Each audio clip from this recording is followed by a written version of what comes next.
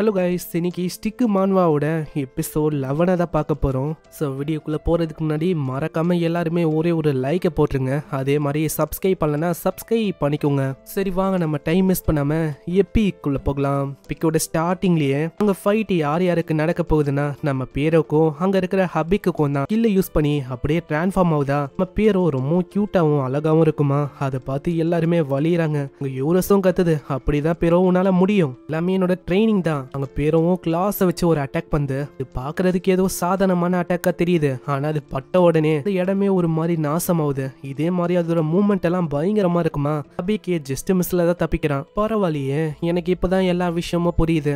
நீ அங்க அட்டாக் பண்ண விஷயம் எல்லாமே என்ன டிஸ்ட்ராக்ட் பண்றதுக்கு தான். அதுக்கப்புறம் அந்த ஸ்டோன்ஸ் மேல ஏறி அப்படியே என்ன அட்டாக் பண்ண. இது ஒரு நல்ல ஸ்ட்ராட்டஜியா இருக்கு. அத்தனோண்டு இருந்துட்டு உனக்கு எவ்வளவு விஷயம் தெரியுதா. அதனால உன்னை நான் மெச்சூர் ஆக விடக்கூடாது, இல்லைன்னா அவ்வளவுதான். அதுக்கப்புறம் நீ வந்து எங்களுக்கு ஒரு பெரிய பிரச்சனையா இருப்ப. சரி, இப்போ எனக்கான டைம், அதாவது என்னோட புது ஆயுதத்தை காட்ட வேண்டியது. அதுதான் என்னோட புது 8 மிரர்ஸ். ஒரு மிரர் அவன் எடுக்கிறான். ஆக்டிவேட் மிரர் வேர்ல்ட் இப்படி அவன் சொல்ல அங்க ஏகப்பட்ட மிரர் ஆக்டிவேட் ஆகுது. அங்க பேரோ கிட்டயும் பேசுறான். ஏய் பேரோ, வெல்கம் டு மிரர் வேர்ல்டு. இதுதான் என்னோட மிரருக்கான ராஜ்யமே. பார்த்து எல்லாருமே ரொம்ப ஆச்சரியமா வராங்க. முக்கியமா லவ் என்ன யோசிச்சானா, நம்ம பீஸ் வந்து எல்லா மிரரையும் எடுத்துட்டான் அப்படின்னு தான் யோசிச்சா. இங்க பார்த்தா அவன் கிட்ட மிரர் இருக்கு புதுசா. பின்னாடியே ஒரு வாய்ஸ் வருது, அது நம்ம லூனா தான். எப்படின்னா அவனோட பவரே மிரரை உருவாக்குறது தான்.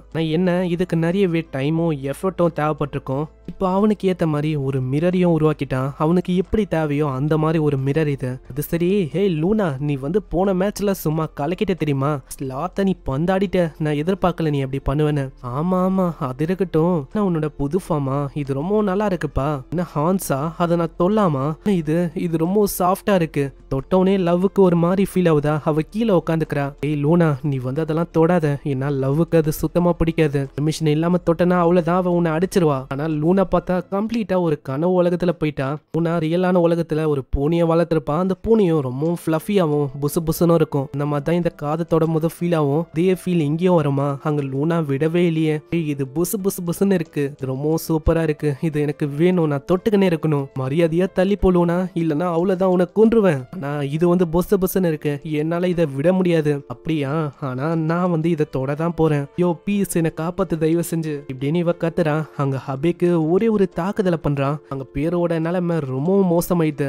ஏன்னா நம்ம ஹபிக் இருக்கான்ல, அவனால இந்த மிரரை ஒரு ஸ்வாடு மாதிரியும் இல்ல எதுவாகவும் அவனால மாத்த முடியுது. அதனாலேயே ஹபிக்கால அந்த மிரரை வச்சு நம்ம பேரோவை அப்படியே வெட்டி போட முடியுது. பேரோட நிலைமை தான் மோசமாவதா. அங்க சைட்ல பீஸும் கத்துறான். பேரோ, நீ வந்து ஜஸ்ட் அவனோட அட்டாக்கை டாச் பண்ணணும். அதே மாதிரி அங்க இருக்கிற அந்த மிரர் அதை வந்து நீ உடச்சிட்டாலே போதும். அதுக்கப்புறம் உன்னால மூவ் பண்ண முடியும். ஆமா பேரோ, அவன் சொல்றது கரெக்ட் தான். அப்படி பண்ணா உன்னால தப்பிக்க முடியும். என்ன யோசிக்கிற பேரோ, நான் உன்னை அப்படி பண்றதுக்கு விடுவேன்னு நினைக்கிறியா? வாய்ப்பே இல்ல. பேரோவை அவனோட மிரரை வச்சு சம வேகமா அங்கேயும் இங்கேயும் போய் தாக்குறான். பேரோ, உன்னால பண்ண முடியலையோ. இந்த மிரர் உலகத்தை பொறுத்த வரைக்கும் நான் தான் கிங்கு. இப்போ உன்னை சுத்தி இருக்கிற ஒரு மிரர்லயும் என்னோட ரிஃப்ளெக்ஷன் தெரியுது.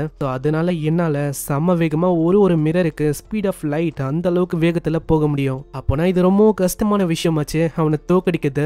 இல்ல, அவளைக்கெல்லாம் பெரிய விஷயம் இல்ல. நம்ம அந்த மிரரை உடைக்கணும், அவனோட அட்டாக்கை டாச் பண்ணணும். உங்க 2 பேருக்கு வேணா அது கஷ்டமா இல்லாம இருக்கலாம், ஆனா இது மத்தவங்களுக்கு கஷ்டம் இல்லையா? லூனாவும் யோசிக்கிறான். இந்த இடத்துல நம்ம பேரோவால தப்பிக்க முடியும், அதுக்குன்னு சில வழியும் இருக்கு. அந்த இடத்துல நான் நல்லா பார்த்தா அந்த மிரர்ஸ் இருக்குல்ல, அந்த மிரர்ஸுக்கு வெளில போனா பேரோவால தப்பிக்க முடியும். ஆனா நீங்க நல்லா செக் பண்ணா இந்த அரீனா முழுக்க அவனோட மிரர்ஸ் வந்து பரவி இருக்கு. பேரோவால ஓடவும் முடியாது, ஒளியவும் முடியாது. பேரோக்கு அப்படி அடிபட்டிருக்கு. அங்க ஹபிக்கு சொல்றான், பேரோ உன்னால என்ன தோக்கடிக்க முடியாது, அதுக்கு வாய்ப்பே இல்ல. ஆனா பேரோ அப்படி கடிக்கிறதுக்கு வருமா?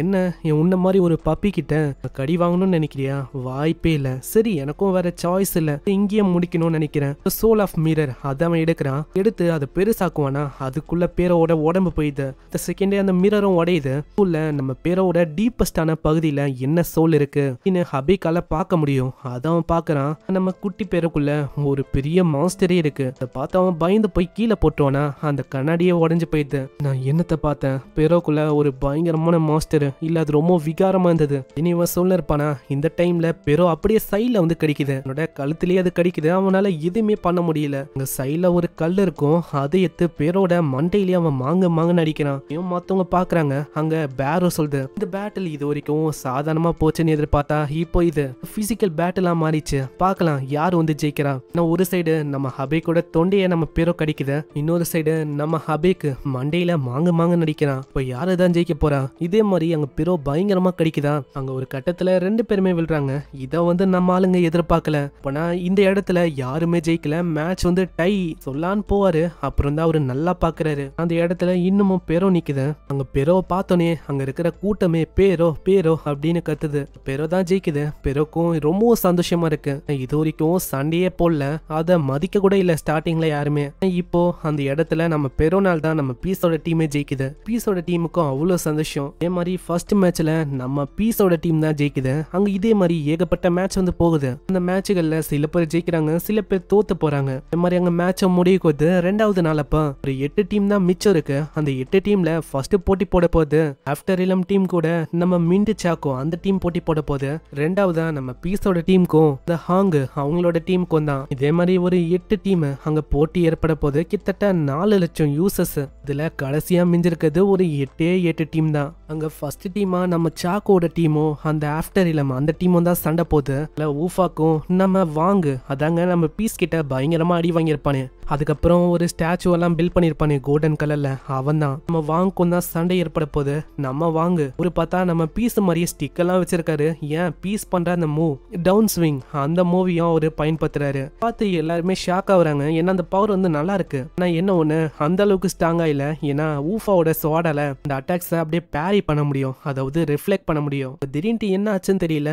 நம்ம மிஸ்டர் வாங்கு அவரு பார்த்தா செம்மையா வெறியா வர்றாரு. இதுவும் அவரோட ஒரு பவர் தான், hero chasing flame of envy. அதனால நம்ம வாங்க அவர் வந்து பலசாலியா மாறிடுவாரு. அதே மாதிரி அவரு தாக்குறாரு. ஆனா கடைசியில அவரோட ஸ்டிக் அது துண்டா போயிது.